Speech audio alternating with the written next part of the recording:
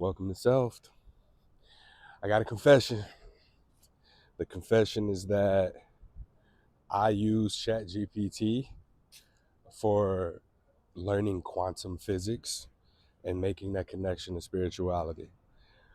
Whew, feel good to just say that out loud. um, this year has been a rough one, and I think that the things that happened for me needed to happen in order for me to get nudged in the direction of looking towards something different, right? Like, I think a lot of times negative events that happen to us, um, breakup, move, death, um, loss of home, tornado, all these things happened in the same year for me, and I think that they all made me look in different places. um, I think back even to my herpes diagnosis, and when I look back on my herpes diagnosis, the direction that sent me was closer to spirituality, but it wasn't necessarily there. I know I can remember like sort of a verbal contract that I made telling God when I was driving one day. I was like, "Hey God, listen, if I need to learn something, like don't punish me. Don't make me get into a car accident. Like don't let anything bad happen to me. Just reward me when things are going well so that I know I'm in alignment. That's it. That's all I ask for." And ever since then, I think I've been more in tune with that, but it wasn't quite there yet for me. And so it took for me reading the book Outwitting the Devil, recommended to me by a fellow student in the yoga therapy program that I'm in, who gave me like a direction too. So like in addition to me finding this book, right, there's all these little things that when you act on lead you in the direction that you're going, right? So it's further along. Like I can pinpoint that book making such a difference to me, but also there's the conversation that had to be had in order for the book to be recommended. There's the connection that needed to happen. There were the circumstances in my relationship at the time that made me steer conversations in the way that they were steered, for me to have the mood that I was having, the energy I was having, everything that led up to that, for me to be alone. There's the list goes on of all of the little itty bitty steps that led to me discovering that. And metaphorically, I don't know why I even said metaphorically. That didn't fit there. Um, that parallels a lot of other situations, right? Like we look for these big ass events that happen for us, and we just completely disregard everything else that like made us get into that spot. And so, for me, I'm looking now at how the nervous system and the solar system are synonymous, right? Because there's this whole world literally within us. When I look at people talk about brain scans and neurons firing and shit like that, and the neural pathways connecting, I think about atoms. I think about just light, like it's things lighting up that are stimulated. And our nervous system essentially is metaphorically a solar system. And now I've been learning this language for myself, and I think that this is a good point of my life for me to really check in with myself, because I'm feeling sick right now, and I need to just sit my ass down. I got in from Sex Down South Sunday, which great conference, great. I had a great time. I met some wonderful people. I made some connections that I really do hope continue to be long term. No expectations on exactly what they look like, but I'm excited. I'm excited about connections that I've made. And Sunday I was going to sleep and I was like, oh shit. I felt I couldn't sleep. I was just up and my air conditioner was on and it didn't feel like it was quite cold. So I thought I was having allergies. Right today, like I just got the runny nose, eyes a little swole. So hopefully that's what this shit is. But I've been making it a point to rest because I really hadn't been sleeping much over the weekend. But the the weekend spectacular coming into this week, like I had to sit still for a while, and I had this really scary thought to myself. Right, I think about atoms and the way that an atom, if I remember seeing a video that said some atoms can look like this. If you put a P in the center of a football stadium, that's where the nucleus is. So you see the football stadium as like the outer shell, but that you the where the actual atom is like in the center of that. And that makes me think like a pea, we're probably, I don't know, a million peas. So like this reality that we dwell in, even this body, like what the fuck are we? Where are we? Where are we in space? Where are we in the universe even? And this shit just begs so many questions of exploration. And one of the things that I really love about this quantum physics shit that I'm learning is it aligns with things that I know, but maybe don't have any way of proving or a way of communicating the language. And so this morning I got a wild hair up my ass, and I was like, I wonder what ChatGPT thinks of me, right? Like, what are some consistent observations just based on the questions that I ask, the way that I'm approaching things? And here's what it said. I wish I would have written down the prompt verbatim, but I asked ChatGPT, what are 5 things you've observed about me, and what would you say are 5 of my desires? Like, what do I want? So one of them is you live through metaphors of science and spirit. You consistently frame your life and work through atomic, cosmic, and nervous system analogies. This isn't casual, it's your main language for self understanding and teaching others. Number 2, you are deeply purpose driven. Almost everything we've explored ties back to your proton, expanding consciousness, minimizing stigma, and holding presence so others can reconnect with their own rhythm. Number 3, you integrate pain into presence. You don't try to escape stigma, grief, or past relationships. You metabolize them. You transmute experience into wisdom and service rather than letting it collapse you inward like a black hole. Number 4, you are a builder of systems and spaces. From something positive for positive people to self conferences to support groups, you create structured orbits where others can gather, stabilize, and grow. You don't just express, you design containers for collective rhythm. Number 5 is you are fiercely reflective and curious. You don't accept surface level answers. You push for alignment between poetic spiritual language and scientific accuracy. You want your metaphors to withstand both soul and science. Now, I feel like this is true. I feel like these are really accurate observations of me. And they're things that I think I struggle with communicating to people. uh, and what I don't want to do is fall into that trap where I fucking only feel seen and understood by ChatGPT. So like I'm learning language to be able to better connect with people because it's a little bit difficult. I find that a lot of uh, dating apps is I just need to fucking stop. Dating apps, I find like trying to express this to put myself out there as who I really am, in these contexts. I think that's not the environment for it. And I've learned that, you know, over time, like you just need to be consistent with things. And so much of what goes on is really about timing. But also, like, it's the same thing with the algorithm. The more ignorant shit, the more entertaining things that I post, the more engagement I get, right? Versus the educational, informative, and useful stuff being what doesn't really get any engagement. So even on the dating apps, right? Like I find myself getting matched with for how I look. Nothing wrong with that. I love that people find me attractive, but I find that I'm in a different place. Like don't I love fucking. Do not get me wrong. Love sex.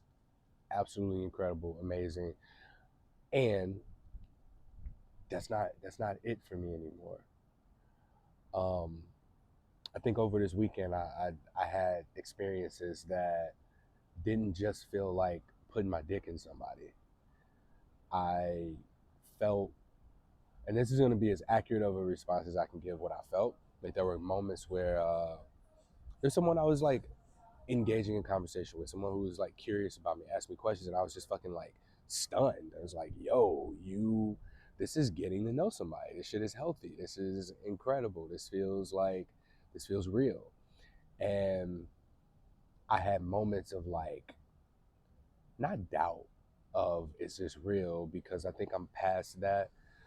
I mentioned um, like giving people enough information or enough information about me being out there for somebody to just like show me that they are who they think they want me to be for us to be with each other, and that's not it. Like, I think that I've been given an example of presence, and I think I see that through eye contact.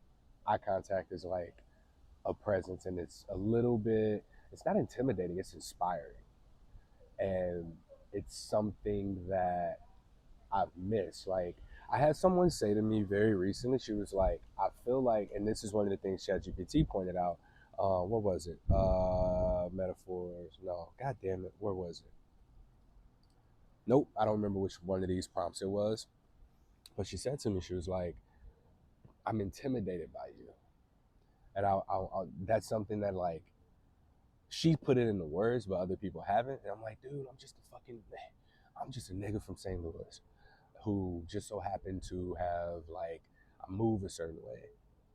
And that intimidation is something that, if someone were to intimidate me in the way that people express being intimidated by me, I think that that would be a challenge for me. It would be a challenge for growth, not a challenge as in avoid it, but a challenge like, yes, let's fucking grow from this. Let's learn. Let's become liberated. Where's the freedom that can be gained from being challenged in this way? And I experienced that in just consistent, like, eye contact and presence. The presence that I experienced over the course of the weekend, man. Like, I didn't even take a lot of pictures at this conference. I didn't take a lot of pictures. I didn't take a lot of videos. In the last few years, like, that was a lot of my focus. But I was just present. And the kind of sex that I had, like, I not to put nobody on a pedestal or anything, but I enjoyed the presence there. It wasn't just about genitals. And being at some of the workshops that I was at over the weekend, I learned, I knew this already, but I think that I haven't really had the opportunity to be present with and practice it, making sex about something more than just like making each other's genitals stimulate orgasm. It went beyond that. And I think that I'm coming into the language for it. And I think the word is just fucking intimacy.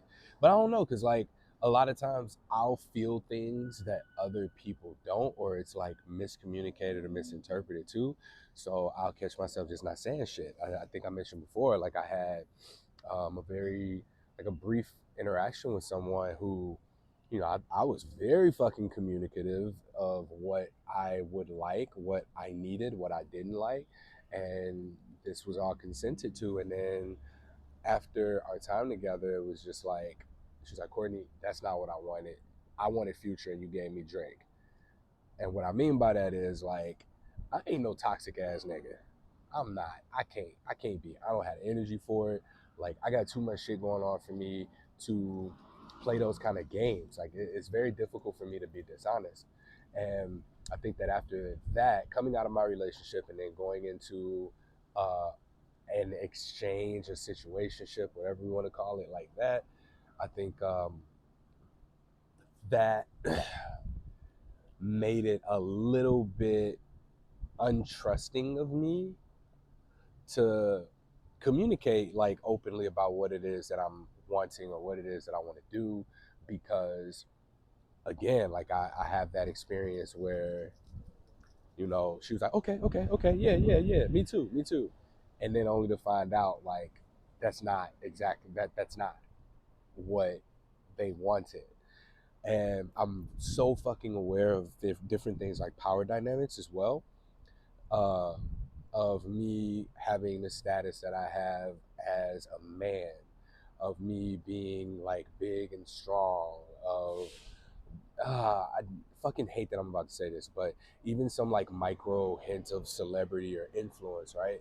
So where people can't say no. And I don't know, maybe this is just me being in all these fucking classes that I go to and trying to understand and become a more emotionally intelligent person, and especially in the field of sex and sex education, sexuality, right? Where I believe a lot of my masculinity has been shaped by these spaces and being able to understand these dimensions that I otherwise wouldn't have to connect with. And so to experience, like, this objectification, almost, yeah, fucking objectification. Like, That shit sucks. And I think that I feel like the kind of sex that I'm wanting now is very, very much like the kind of sex that I had over the weekend. I don't know that I can look at a person and just be like, I want to fuck you anymore. Like, that's not the case. Like, if I look at someone like that, there's something about them that I want to be curious about. And I'm gonna talk to my therapist about this tomorrow. Today's Wait a fucking minute. That's today. I got therapy today. Oh shit, I'm early. I should have did this after my therapy session. But yeah, I want to talk to my therapist about how my relationship to sex has changed, because it used to be about catching bodies, right? Like, non-monogamy was just about catching bodies, but also maintaining a level of openness for if there was somebody who came into the picture that I could take serious. And if that person came into the picture that I could take serious, it was just fuck everybody else, right? Like, everybody else is dispendable or disposable. Disposable. I don't want to do that to people. And I think that after my last relationship, when I had to do that to a few people, now granted, there were some connections that did need to be cut off because of negativity, not unalignment. And now I think that ending those relationships and connections, it was kind of like a filtering process. So now being out of that and entering like a space where it ain't about nobody else, it's about what Courtney wants, it's about Courtney. I'm able to lean more deeply into the existing relationships that I've had that felt grounding to me. When I went through my breakup, I didn't think I was going through it, because at the time I was like, this shit ain't real. Like, we getting back together. What the fuck? Like, why wouldn't we be together? It's perfect. And then, eventually learning, oh, she was just telling me what I want to hear, and I'll get anyone who tells you I will give you what you want if you just give up these things or change these things about you. Things will be perfect if you are different. I think that anyone who tries to change you, especially after like getting close to you because of who you are, like, that person ain't got no good intentions towards you. And I'm finding myself now like attracting the kinds of energies that the people the people who I'm surrounded by, like, they just fucking accept me as I am. Like, there is no change who you are. There's no I want more from you or I want less from you. Like, you're intense. There's none of that shit. And I find that to be so attractive to me. Like, what attracts me is changing because it's happening at the level of more of the nervous system. Like, my nervous system is knowing that I'm attracted to somebody before my body can register it, before my mind can register it, right? And going back to the solar system and the nervous system, that's what it feels like. It feels like the more in tune I am with that undercurrent of the world, the undercurrent of what's happening, not in the body, mind, or the emotions, but at the nervous system level, the more regulated my nervous system is, the more of a rhythm that I have. And in that rhythm, people are drawn to that rhythm and they find stabilization to it through it as well, or they're repulsed by it. Or, like, two stable nervous systems come together and become a fucking molecule and become a community and become a society, civilization, and a culture, right? um but the damn, I didn't even finish the analogy that I was trying to give. uh the loneliness, all that space in atoms, right? Like, I feel like I'm holding a huge thing together in a very, it's sustainable for me but unsustainable for, like, long term. And just my work in herpes stigma, right? There's not a lot of cohesiveness between the individuals who are doing their own thing. And I feel like I got this massive fucking star system that's rotating, that's drawing people in. People come in, people go. Um, they get what they need and then they leave. But there's nothing that, the only thing that's sustaining it is like my life force energy. And I think that something that I've been looking for myself, whether that be in a partner, whether that be in an environment, whether that be in a, I don't know what else it would be, but community, partners, friendships, relationships, is something supportive to me being able to continue to do what I do. And I think that I have like found that in the relationships and communities and environment that I've found myself in now. So I feel like I can continue to maintain a rhythm that allows for whatever it is that's being created to create itself. Like I'm just the pathway, the portal for whatever the fuck it is that's manifesting through me to manifest through me. I always say life is about what happens through you, not to you. And I'm taking a lot of shit that's happened to me and making it something useful through me, through this sector of the space that I occupy, the environment that I'm in, right?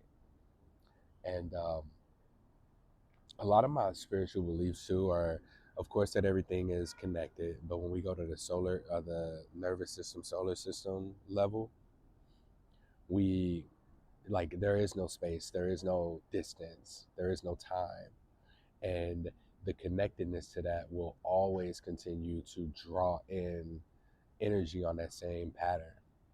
Like what are some examples that I have? I can't really think of examples that I have. I think having a something positive for positive people podcast is an example because people, get diagnosed with herpes and eventually they find the resource. Maybe they reach out to me. Maybe they find what they need on the platform, the website, and then they get what they need and they go about their business. Like I won't always know, but I'm consistently emitting signals and particles of light that people are able to use as examples or find for themselves and and be guided to some stabilization, some rhythm, some consistency, because it is disorienting when someone receives a herpes diagnosis. It shakes people up. It does in fact become disorienting, and a lot of times that's all we need is rhythm. That's all we need is just some stabilization. So once we get that stabilization, we can go. And I'm finding that my version of play. So I balance things out: work, rest, play. And play is something that stabilizes me as well. I think work focuses on the security, play focuses on the freedom, and then rest is like the balance between the two, right? Like I need to be able to do all the above. And sex has been one way that I have continued to play. I've been able to play through sex, and that way of playing, like I ain't just looking to just blow nobody back out. If we get to that place where I feel like, fuck yeah, if we're able to negotiate like that, I'm getting what it is that I need, absolutely. But that's not what sex is for me now. Like my definition of sex has changed, and I hope that over the next few sessions of therapy, like focusing on talking about sex, will be something that can help me identify that, because then I can also ask for what I want. I do want to I want to I want to have my options open and be able to do anything that I fucking want. I value that kind of freedom to be able to do both. Like I've always felt like I can't have fulfillment in my work and have a family, right? But the reality is I can. I just got to create that shit. There are no textbook examples of that and what that looks like. Oh, this nigga finna play handball right here. Oh, I gotta move. Okay. Yep. Let me see. Let me see what he finna do. I'm gonna wait and see if he start doing the thing. I'm gonna move. But yeah, the example that I would have is probably someone close to me, um, where I don't want to give away too much about them, but I think I kind of see an example of the kind of life that I want to have, and it's not necessarily easy. But who wants anything easy? I don't want anything easy. I have no desire to do what's easy. It's about what's right. It's about what's aligned. And right is subjective, but what's aligned isn't. Based on my lived experiences, the environment that I've grown up in, the environment that I moved myself to, the life experiences that I've collected that have given me the tools and resources, relationships to navigate life the way that I do. I think, damn, can't close that out. I thought I had a beautiful poetic ass moment in that. But the observations about myself that ChatGPT provided, they felt accurate. They felt very accurate. And I went even further as to ask, uh, what ChatGPT thinks I want. Like, what do you think that I want? So, as far as desires go, the top 5 things I've observed you desire. Number one, sustainable rhythm. You want to live without burnout, balancing work, rest, and play in cycles that feel natural and aligned with your nervous system. Yes. Two, deep resonance in relationships, whether romantic, sexual, or communal. You seek connections that mirror your presence rather than drain it. Stable nervous systems orbiting together in rhythm. Number three, recognition of your purpose. You desire for something positive for positive people, self, and your atomic model to be seen not as side projects, but as meaningful contributions to consciousness, health, and community. Number four, financial stability with freedom. You've named a goal of $10,000 a month, but underneath the number, you're seeking liberation from scarcity and the freedom to create, rest, and serve without financial fear. Number five, legacy as a star, not a black hole. You want your life's work to radiate outward, expanding light and rhythm rather than collapsing inward. Your desire is for others to remember you as presence embodied, not absence endured. Spot the fuck on. Um, yeah, these are things that I want, and it's interesting to see it like regurgitated back to me, uh, in the language that in the language that I have, in the language that I have. Let's say that. And oh fuck, I opened up a text message that I shouldn't have opened up. And then I got distracted. The language that I use, like, it's yeah, I feel crazy, man. Like, that's what it is. I think I feel crazy. I feel very misunderstood. I feel like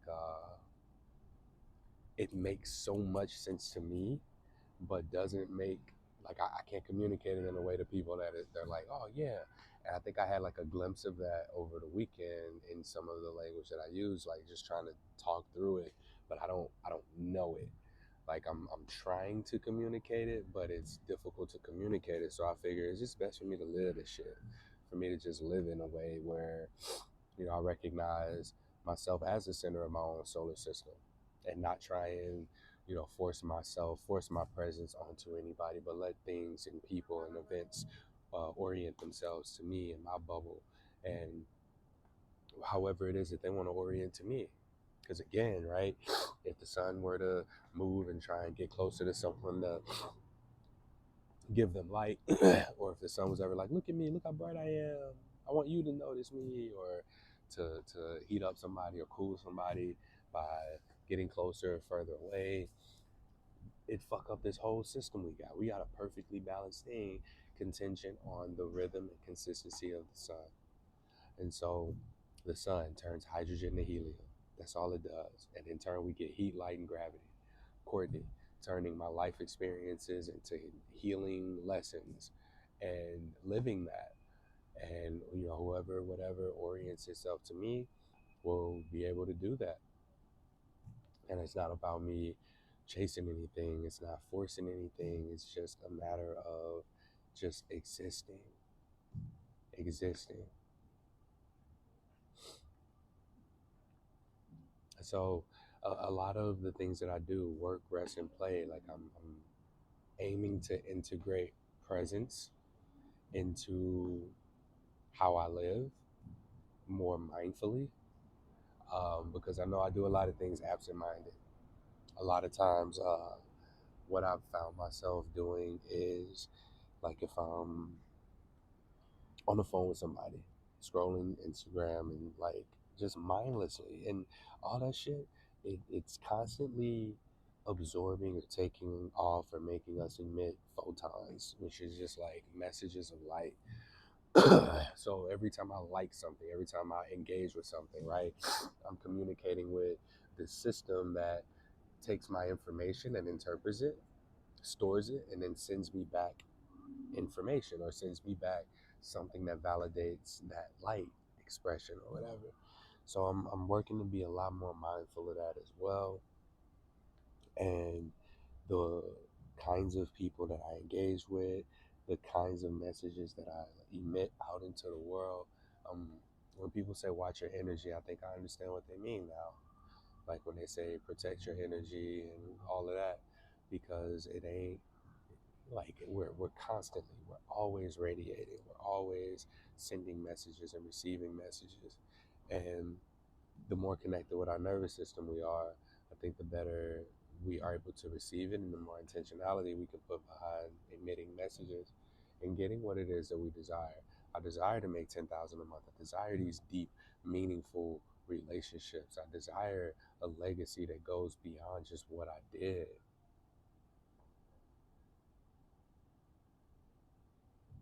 And I think that this last couple months, this has been the most in rhythm that I've been for myself, with minimal dysregulation, and I've been able to say no and walk away from things and walk away from people, and also in doing that, like be able to say yes more deeply to myself. And I'm witnessing how the world around me is responsive to the world within me,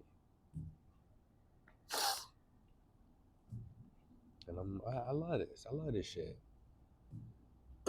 So I'm looking forward to therapy tonight. I got therapy in like 3 hours and 7 minutes or something like that.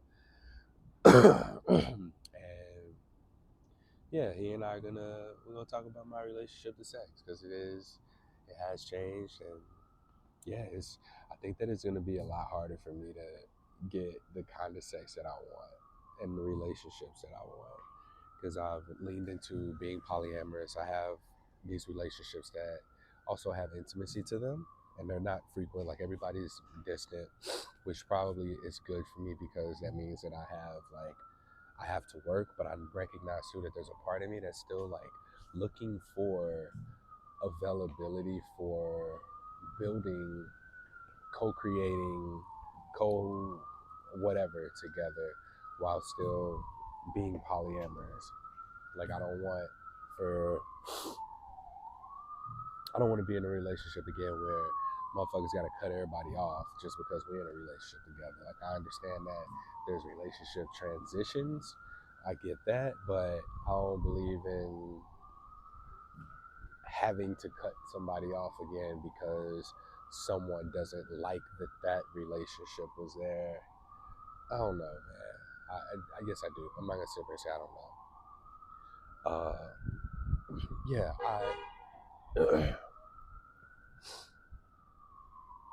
I know, and uh, I recognize like what's important to me now. And open my phone again. Fuck. I was looking at the time and I saw an email and it came. Yeah. Looking at how ChatGPT was able to communicate what my desires are and observations about me, I think that it's time for me to, you know, to practice living in this way. So like talk more about this shit, and I shouldn't say talk more about this shit like that. I didn't mean to say it that way. But to be okay, to be okay living living the atomic nature, the atomic living structure that I've created for myself out loud. Like I've been real private and quiet about it. It's been working for me. And I think I fear sounding crazy, but I think that even in my fear of sounding crazy, right? Like, how can I allow the people who belong here, who want to orient themselves to me, if I'm unwilling to fully put myself in the position to be oriented to? It's kind of like I am dimming my sun's light, or I am like trying to dial back the heat, and I'm slowing the production of my hydrogen to helium, or I'm slowing the production of my transmutation of life experiences and pain and stigma into healing and lessons. So I gotta stop, and I'm gonna experience the things. There might be more stories that come out of this.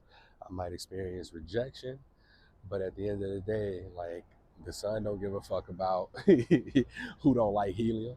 Like, oh nigga, you making a lot of helium, bro. Slow down. No, nigga, I'm making helium.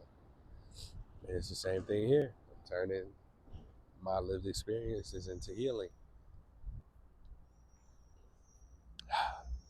Felt good to say that. So I might end up doing a episode like right after therapy. No, I won't, because I got a yoga therapy client tonight. So yeah, we'll have therapy, do some processing. But I like the kind of sex that I'm having now. It is very present. Like, I think that that's really what's making good sex for me. Ain't no pressure, ain't no performance. Like, I ain't performed shit this weekend, and that was fucking incredible. Like, who knew? Who knew? I had the least number of orgasms that I've ever had, like with a partner, new partner, and the quality of these motherfuckers, impeccable, impeccable. And yeah, that was it. It wasn't about quantity, it wasn't about performance, it wasn't about pressure, and I learned this about myself. I learned that that presence is actually something that's important to me, and that's what I'm seeking now in any like partnership, any relationship, any situationship, sex partners, like short term, long term, see each other every now and then, see each other every day, whatever. That presence is important. I am choosing to make presence a priority. Boom.